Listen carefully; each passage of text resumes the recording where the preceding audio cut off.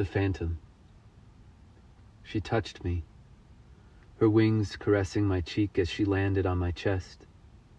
It had been a long, cold night.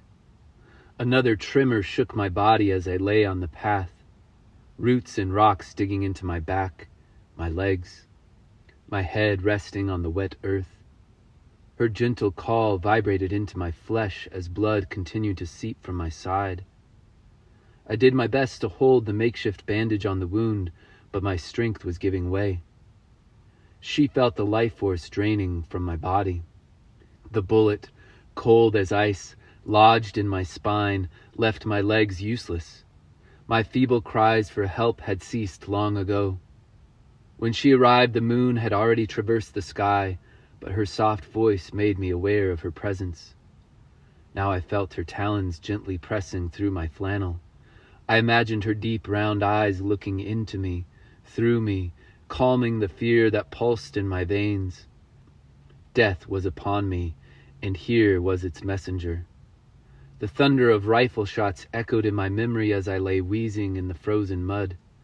I had been running a new trail, pounding the earth to free my mind and escape the end of a relationship that had tailspinned out of control. For months we enjoyed the excitement of each other's company, and I floated through those days with a joy I had never felt before. Then he lost his job. Before long he was drinking away the stress of the hunt for a new position. In most cases, he wasn't qualified. He didn't add up. The story of his life, he moaned, and I tried to comfort him. But slowly he faded, and when I attempted to call him back to better days, his anger flared, fueled by the fire of his addiction. I told him it was over just a few hours ago. Now, it was truly over, and the hunter's bullet quickened the day I hadn't seen coming. The shot rang out and I ducked, but the bullet sliced through my flesh, puncturing my lung before stopping between my vertebrae. I gasped and stumbled, falling where I now lay. Then darkness overtook me. My body reeling from the shock, I awoke beneath the moon, a crescent hanging between the stars.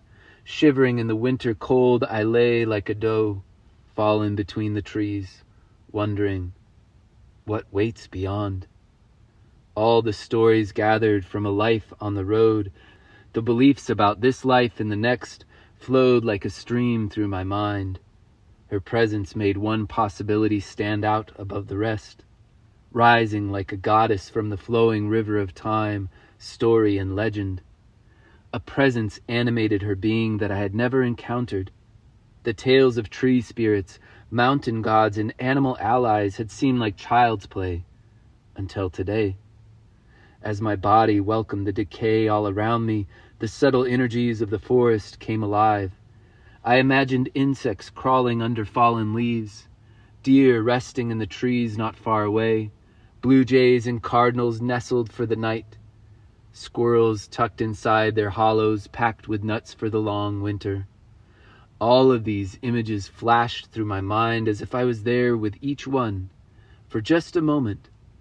Then her wings came down around my face, and she leaned her head in to touch my own.